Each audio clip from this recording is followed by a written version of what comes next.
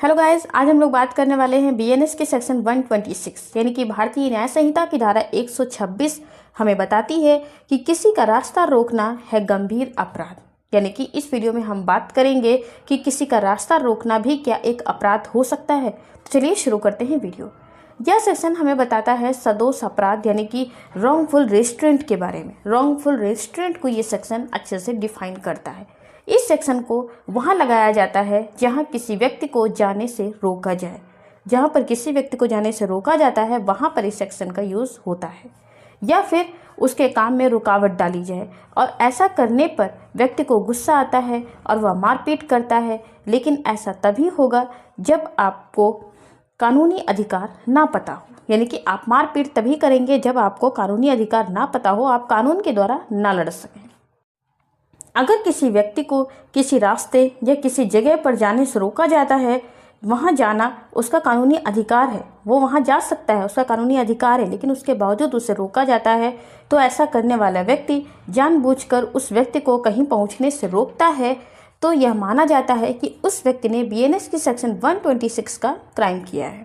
यह एक punishable offence है, तभी यह अपराध माना जाएगा।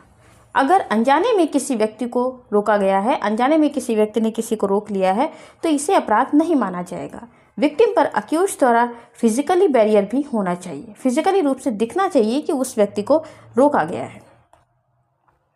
जहां भी उस व्यक्ति को जाने से रोका गया है वहां जाना उसका लीगल राइट हो। जहां पर आपको जाने का अधिकार है और आपको रोका जाता है, तो यह एक अपराध है जो कि बीएनएस की सेक्शन 26 इसी तरह के रॉन्गफुल रेस्ट्रेंट के बारे में बताता है। रॉन्गफुल रेस्ट्रेंट को पहले आईपीसी के सेक्शन 339 में डिफाइन किया गया था।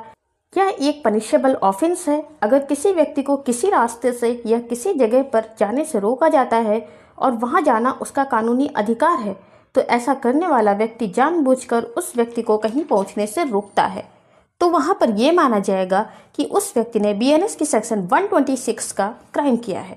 यह एक पनिशेबल ऑफेंस है, लेकिन यह काम जानबूझकर किया गया हो तभी यह अपराध माना जाएगा।